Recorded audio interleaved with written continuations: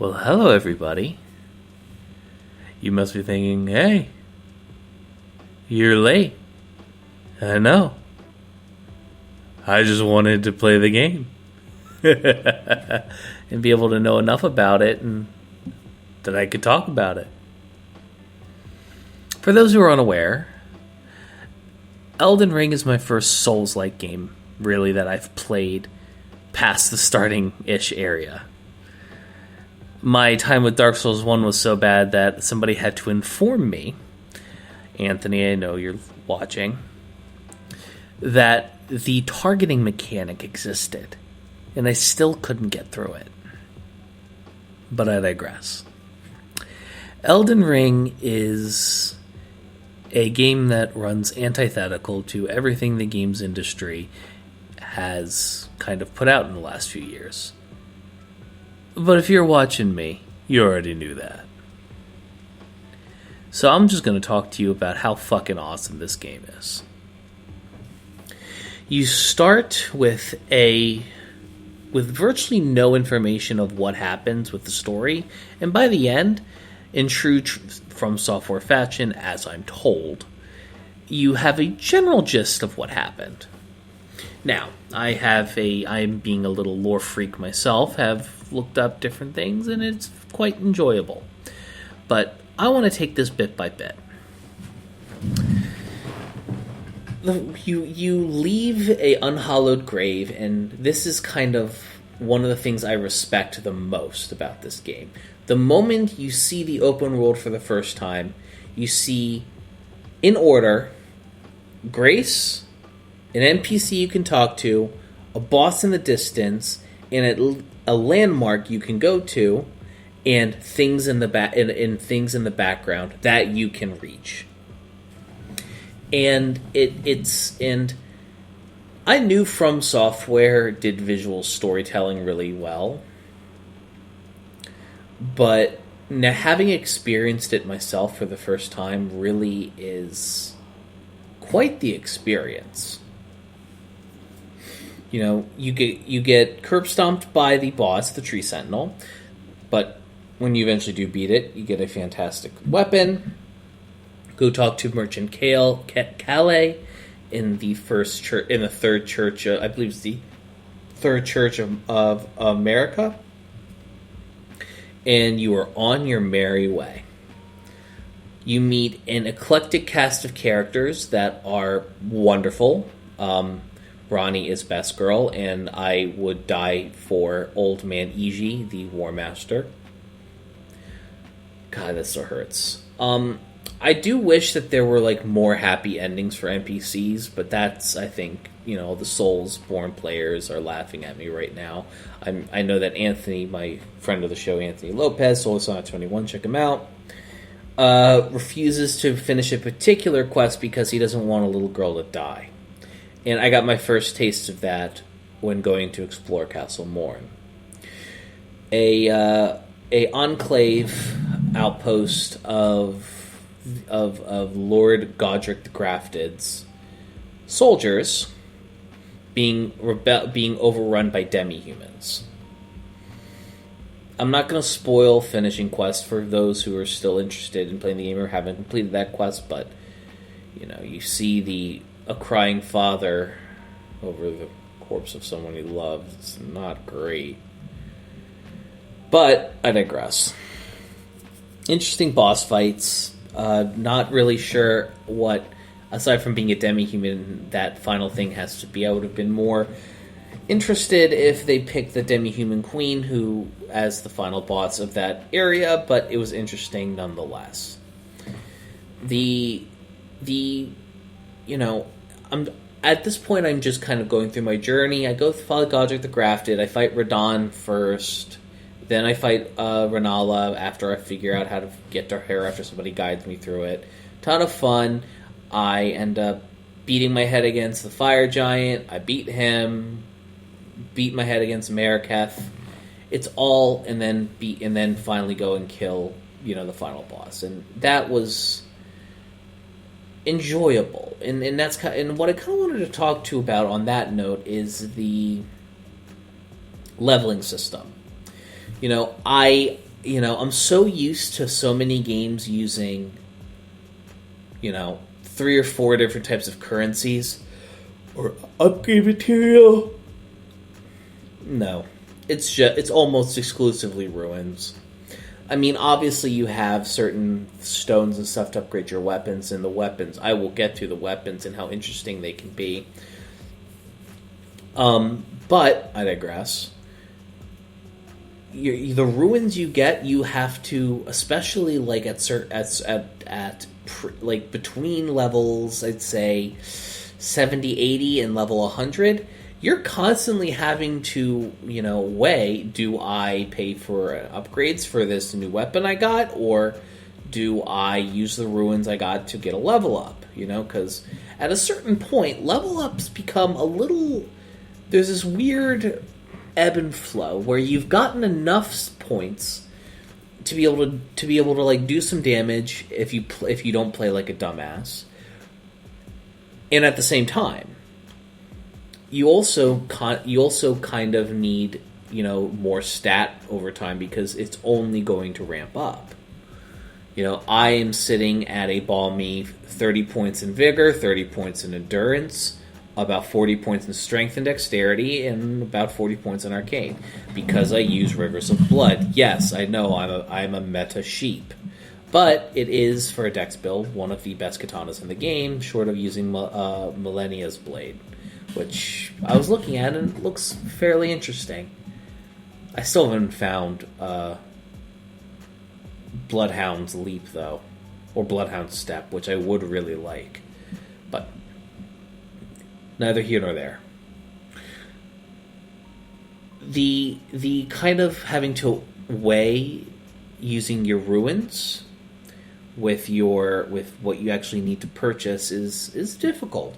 And there are plenty of merchants throughout the entirety of the game with plenty of really valuable materials, useful items, and key items that you are gonna really kind of want.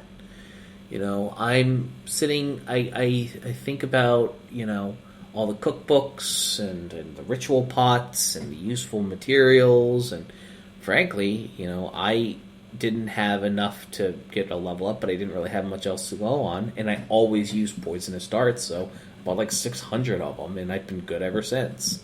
Great investment. And, to be fair, once you kind of get past that hump, and you get to like certain other areas of the game, ruin generation becomes much more tolerable.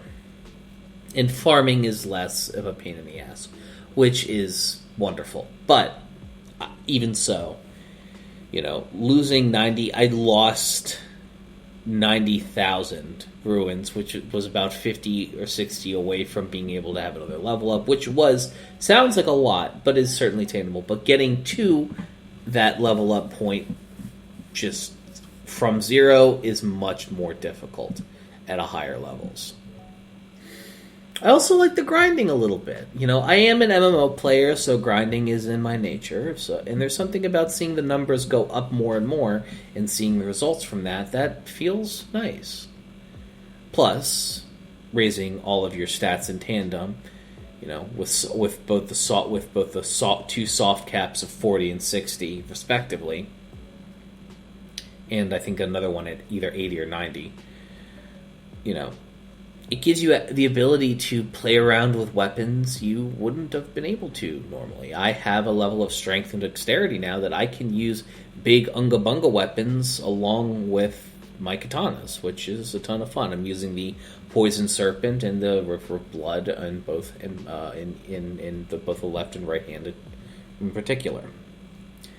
Now, for those who say that the Serpentine Blade, the katana with poison, is trash, you're right, but I'm not against adding an extra dot onto an enemy. That's a little harder to put down. But I beat the game. I was finally able to get through it, and now I'm on journey number 2. And as someone who played through the entire game without a single shred of help from another human being, I can say with confidence that it is unbelievably rewarding to know where a lot of the bosses are, how to get access to them quickly, and then to leverage that to have some fucking fun. I killed Radahn on my first shot this time. Needless to say, I had a little help from the summonables, but even so, it was still deeply entertaining. I do feel, though, that call me, an outsider, which I am. I am new to this space, as Elden Ring brought me in here, as it did so many others. One of my biggest gripes with the game is, and continues to be,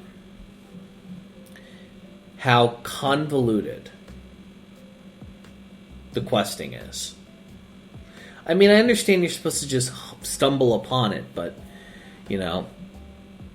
I'll be completely honest with you. My investment in some of these characters is very, very poignant, and I want to do their stories.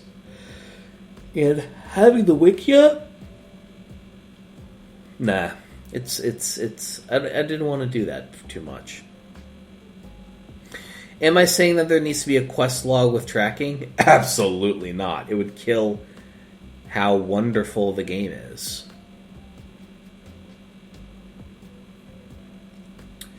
Although I will say this.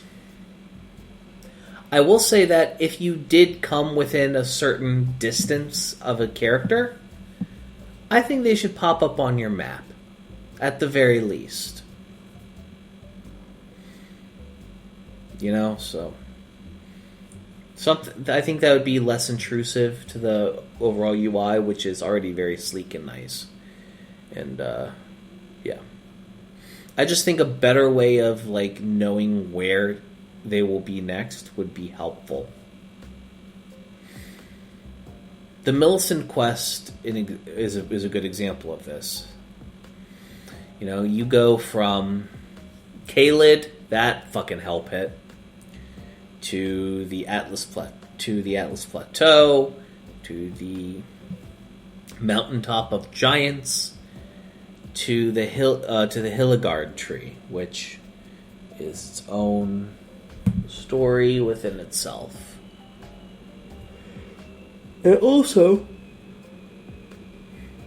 surprisingly, the Hilligard tree is also the best place to farm in the fucking game, I will say. Even so, this is, I think, a snapshot review. I wanted to sort of give kind of my macro feelings about the game in one go, and I've done that. I do want to talk about things much more in depth, and I think I will start writing out points, put a little actual less rambly effort to it. Elden Ring is a wonderful game. A wonderful game that is hard and is good. And even those who are outsiders like me, the third who have been unable to defeat Margit, I understand. I understand the frustration and that it's not what you're familiar with. It wasn't familiar for me either. But I will say this.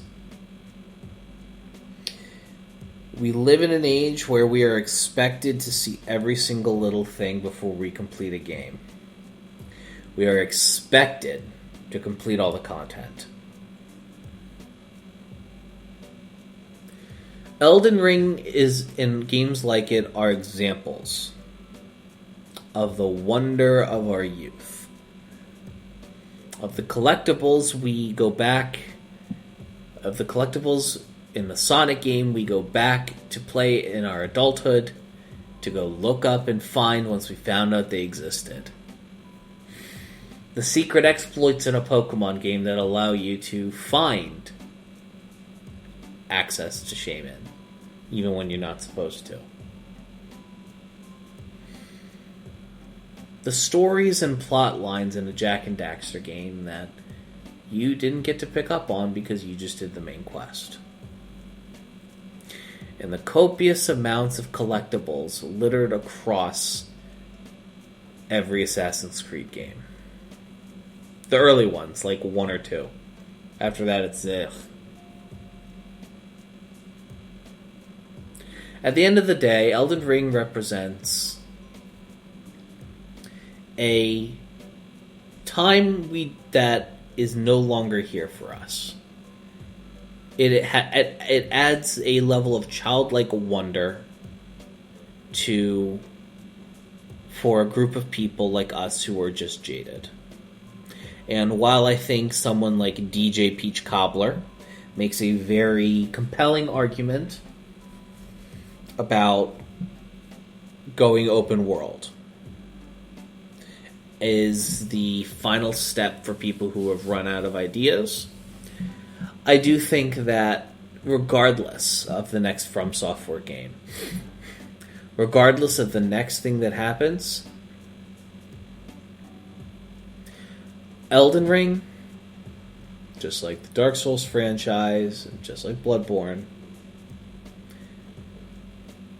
is going to stand the test of time. And I would even dare say that something like Elden Ring is going to be From Software's magnum opus. Is it all down here from here? Probably. But you know what? At the end of the day, enjoy the ride down. Because this high is higher than any game developer has ever gone.